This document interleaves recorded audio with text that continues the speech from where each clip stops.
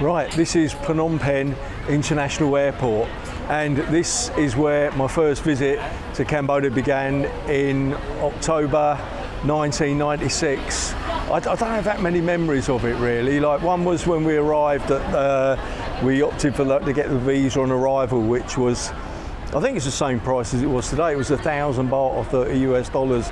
And all I remember is they had like a long table with 4 or 5 officials sitting along it, and they each one did whatever their check was, and they passed your passport from one to the other, and then you got to the final one and you gave him the 1,000 baht or your $30, and that was it. Then you got the visa. Now, the other memory I've got from that first trip was when I was leaving. You know, this is like pre-internet days, and in those days you used to send postcards. You remember them? And I remember there was a little booth at the entrance to the airport departures where you could buy postcards and send them. And of course they had a little place that sold stamps and a little post box. Now, it was really expensive for some reason. You know, it was like I'm going to 1996. It was like $3 US. You know, which in those days weren't far off a week's wages for them. And myself and Bill filled in these postcards, and she got the stamps out. She charged us like whatever it was, $6. And I remember saying, look, we want to see you put the stamps on the postcard because it was a bit of a scam. That if you didn't do that, they could just sort of sell the stamps to somebody else and not post your postcard. And she said, don't worry, it'll get me done. And she was getting quite angry. Don't worry, it'll get done. In the end, we just sort of gave up and said, oh, we'll make sure you do it. And of course, neither of our postcards ever arrived. Now, another memory I've got that involves this airport from that first trip was that we flew up from Phnom Penh up to Siem Reap to see Angkor. Go and visit the ruins at Angkor. Now, when we decided to come back, for some reason we thought, we'd get a bus back, and we were talking to somebody about getting a bus back, and they said no. They said, don't get the bus now. In those days, the Khmer Rouge was still active as a guerrilla group, and Pol Pot was still alive, and it was a pretty adventurous place to come for a holiday, and people were still foreigners were still being kidnapped and even murdered by the Khmer Rouge. In fact, once I was a minicab driver in the 90s, and I picked somebody up not long after my first trip, and I was talking to them, and I was telling them about my trip to Cambodia, and she said to me that her best friend's son had been kidnapped here in Cambodia and killed by the Khmer Rouge. I mean, obviously that took the wind out of my sails. Now, anyway, we wanted to come back from Siem Reap to Phnom Penh. So we tried to book a bus. They said, no, don't take the bus. You know, they say, like, the Khmer Rouge, you know, sometimes they still raid the roads at night, you know. And even some of the outermost ruins of the Angkor Wat complex were still under control of the Khmer Rouge. They said, look, this person said, there's a helicopter going in a couple of hours' time. I think I can get you on that. And we looked at each other, we thought, yeah, we'll take the helicopter. I don't think either of us had ever been on a helicopter. So anyway, I think we had to pay like something like $20 each. It weren't a lot. And then we got driven out onto the runway at Siem Reap Airport, and there was this huge Russian military helicopter. In fact, I've still got some pictures from that flight. I'll post them up on the video. And so we got driven out, and then we got led onto this huge Russian military helicopter. I mean, I think you could have fit a tank in the back of it. It was that big. And I remember we sat down in the cargo area, and it was like very loud, and it was kind of hot, and the doors were open. I was starting to think, oh really, was this a good idea? I mean, it's going to be very noisy. We're not even going to really see anything. So we were beginning to have second thoughts. And then a few minutes before we took off, the pilots come on. I think there were 5 pilots in total, 3 Khmers and 2 Russians. And they said, come with us. And they took us in the cockpit, which was kind of like, which was pressurised and air conditioned, you know. So that was really nice. So we sat there and we had this like amazing view.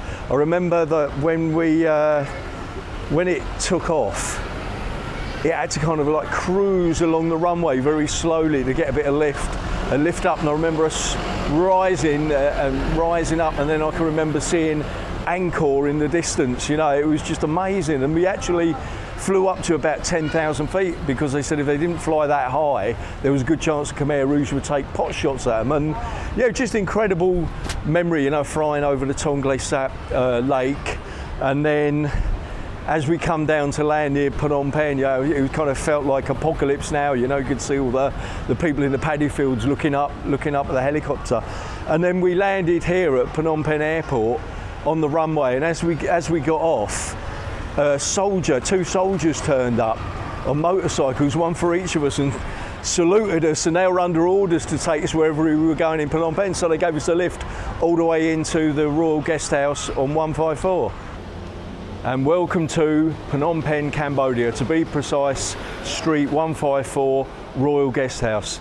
This is where I stayed on my very first visit to Phnom Penh in October 1996. Now, Phnom Penh was a very different place back then.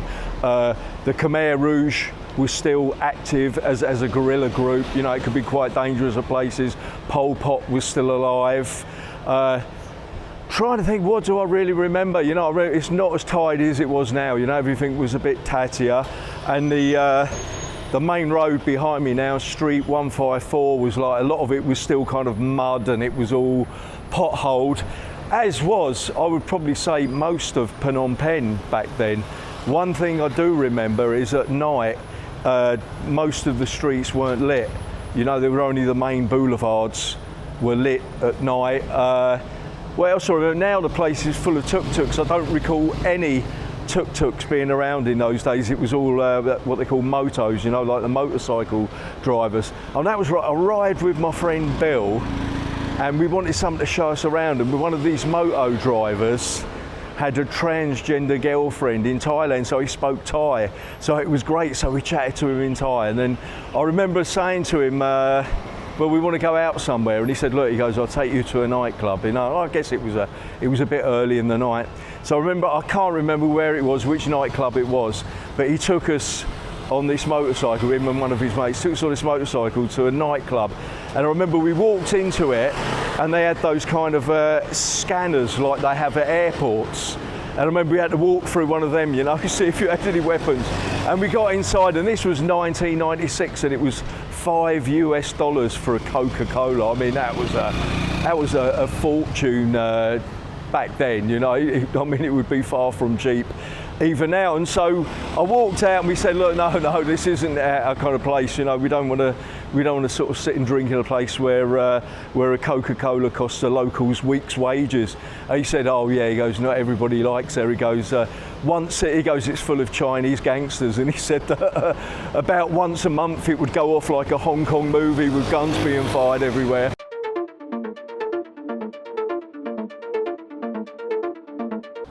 Now, this place behind me here on Street 174 used to be the location of a place called The Pub. Now, one day, it wasn't that long ago, it was about 5 years ago, and I used to come out here for long periods, like up to 6 months at a time. You know, I used to love the place, and quite often I'd meet up with a good friend of mine called Jay, and we'd sit in there and have breakfast, you know, maybe sitting on the little patio bit out there.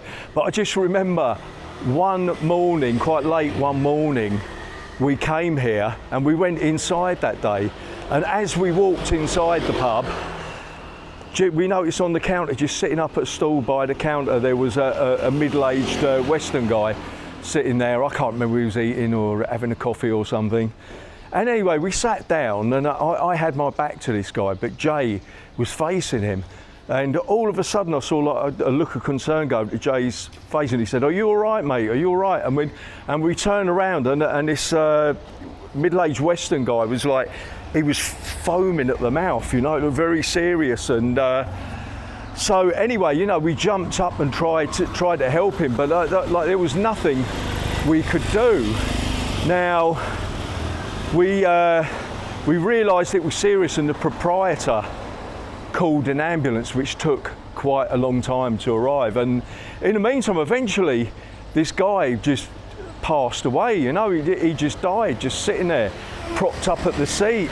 So we'd called the ambulance. All we could do was wait, you know. Myself and Jay just kind of just sat there, and in the end we just kind of finished our breakfast, and eventually, and I say eventually, I mean it took 2-3 hours, you know, this ambulance turned up and they inspected him, and they said, no, he's dead now, you know, we can't help you, you're gonna have to call the police and contact his embassy and that. Now the proprietor of the pub said it was like, he'd been here quite a long time, he said it was the second or third time it happened to him, but just all I remember is kind of like how surreal it was. They're sitting there having your breakfast, and he had this kind of like surreal kind of like, almost like kind of funky lift music playing in a loop in the background, and we're just sitting there having our breakfast and our coffees with his dead body propped up against the bar, and I don't know why I'm laughing really, but you know, like it was just a totally surreal experience. But of course, like once the ambulance guy said, oh, they were calling the police and the embassy, like we just sort of like, okay, we just said our goodbyes. Just a little update. I found out that actually the pub is still running. Now what happened was the original owner, the one I was referring to in the story, he wasn't very well, so he's had to go back to the UK, but the place has opened up again. Basically it's the same staff but a different ownership. So anyway, that story I've told is nothing to do with the current ownership, and I've had some great breakfast in there on this trip. You know, I really recommend the English breakfast, brilliant.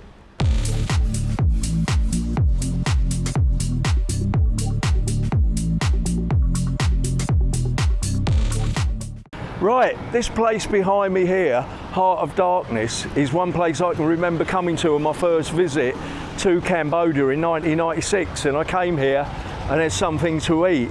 Now I hear that these days it's a nightclub, you know, and in fact that was the only time I ever went in there, was that first visit. Now if I turn around behind me now, that demolition site there used to be the Golden Surreal Mall, or GSM as we used to call it for short. Now the GSM was just like a little conglomerate of like little restaurants come bars, and it was a really cool sort of hangout place. You know, people used to hang out there in the evenings into the night and all through the afternoon. And I can just remember one evening I'm sitting there having a couple of beers with two of my friends, Dave and Mick. This is, I think it was 2014. And we're sitting down having a few beers, and this kind of like rather sort of plump, unattractive lady come and sat down next to me. Now, I didn't want to be rude. I just let her sit here, and she was sort of like kept smiling at me, and then she sort of like started sort of touching my arm, you know, touching the hairs on my arm. So I just sort of, you know, I didn't want to make a scene. I just sort of played it cool. And eventually I'm sitting there, myself and Mick and Dave are having a laugh about it. Oh, you've got one onto you there, Carl. And then she sort of like held my hand, you know, and I was just having a laugh, you know. I was just sort of like playing along with it, you know, just to kind of oblige her, you know. And then it was going on for quite a long time, you know, and it sort of reached a stage where it was getting beyond the joke, and I just wanted to shake her off, you know.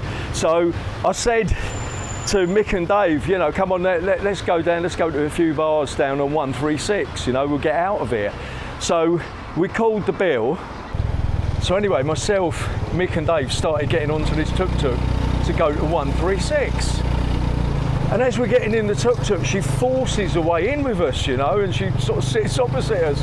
And I think, oh my God, you know, like now this is getting towards sort of some serious level stalking. 136, yeah, 136 by Riverside, further down.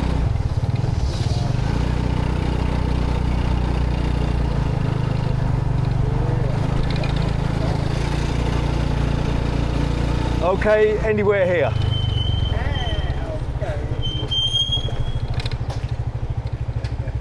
We arrive in 136 and we decided to go into this place, Sweet Lemon Bar.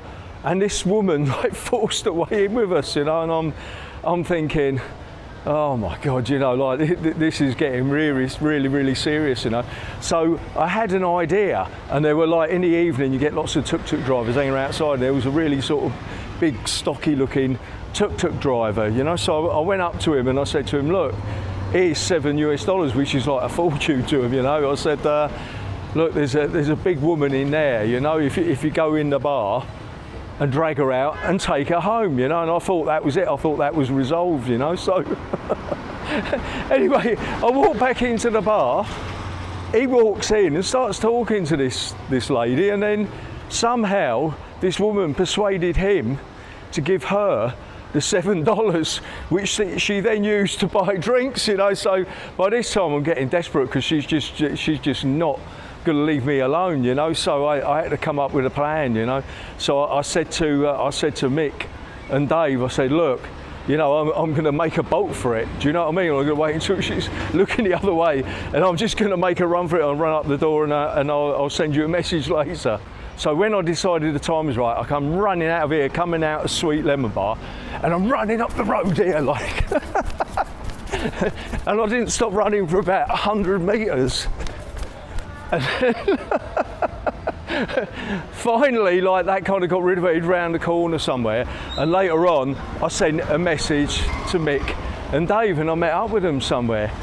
Now the thing was, the next time I walked in there, like, they all had a sulk with me, and I found out what was going on. One, some of them thought that I was trying to run out without paying the bill. And then the rest of them were fed up with me because they were convinced that this woman I was running away from was my wife and I was being a bad man.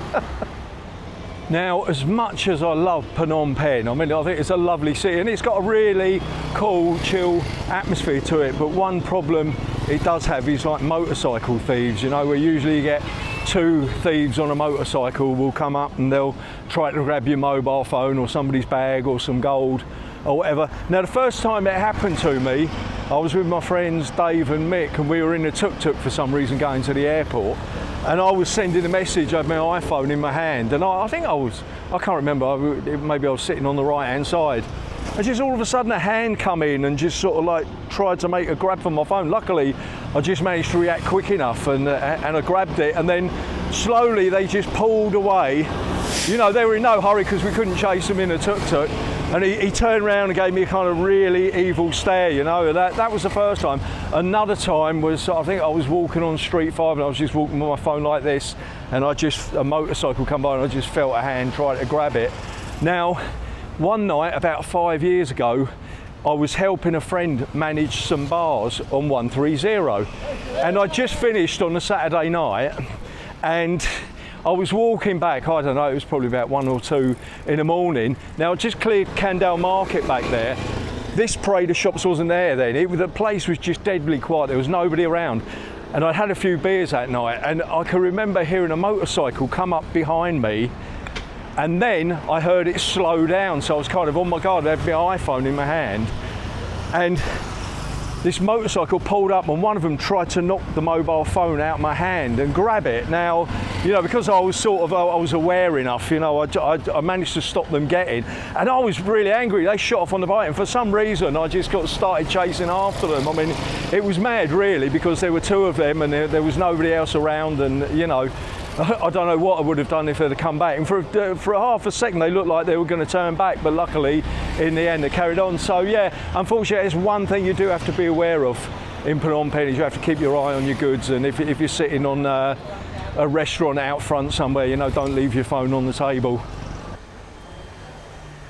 In total I must have spent over a year living on this street, 172, at the Dinsey Boutique Hotel. I can see it up there, that one second from top, that used to be my balcony.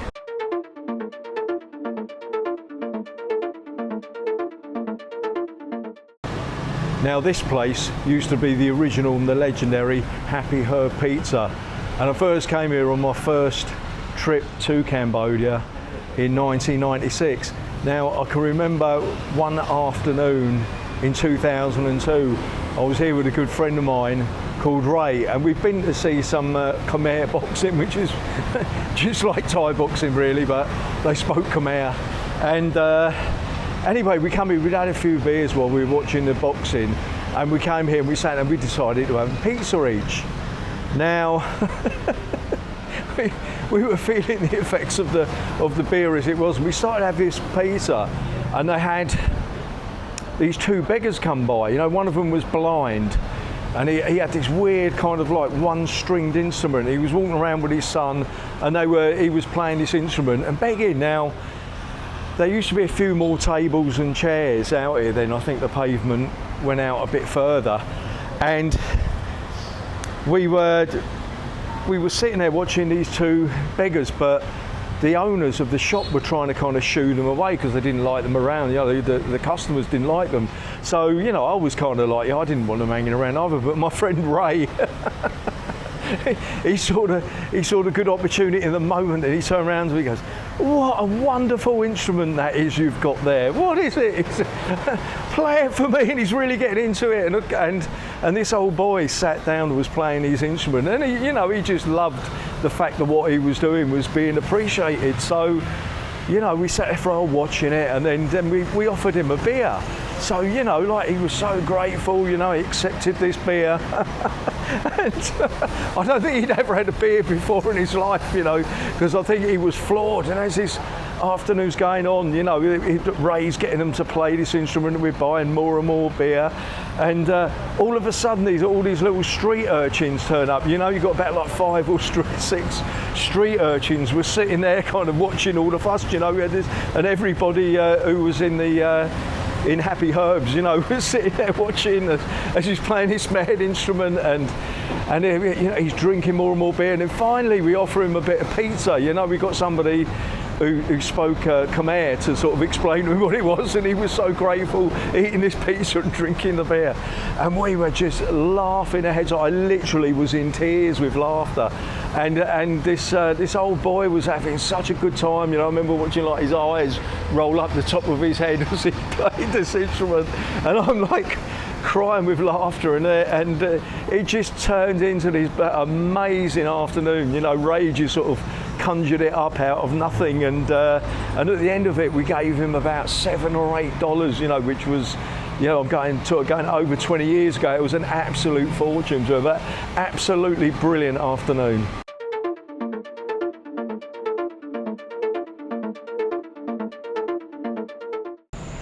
Now, about 5 or 6 years ago, myself and my friend Alan were in a tuk-tuk coming back from somewhere in Phnom Penh, and I just got this application for my iPhone that kind of like could superimpose things onto your video as you were videoing it. So as we're going along this tuk-tuk, I played around. One of them is like a chimpanzee, and I've made this video where it looks like a chimpanzee was on the opposite seat of the tuk-tuk. And so I've made this little video, and then I've said to the driver when we got to the other end, I said, where did that monkey go?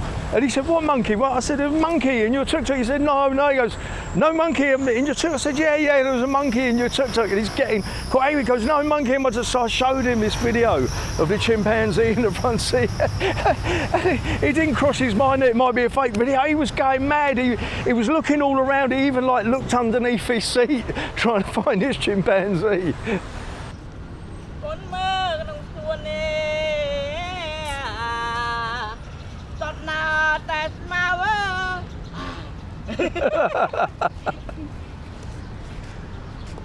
Dương rùm khnia Pro chang mẹ rô COVID-19 tam ca ngài nòm rô bọc rô chuông sọc ca bị bàl Dương rùm khnia Pro chang mẹ rô COVID-19 tam ca ngài nòm tù rô sắp lâu nạc bông tê bông chóp rô vôl Trong chia dâm đòn tiết nó bê kroi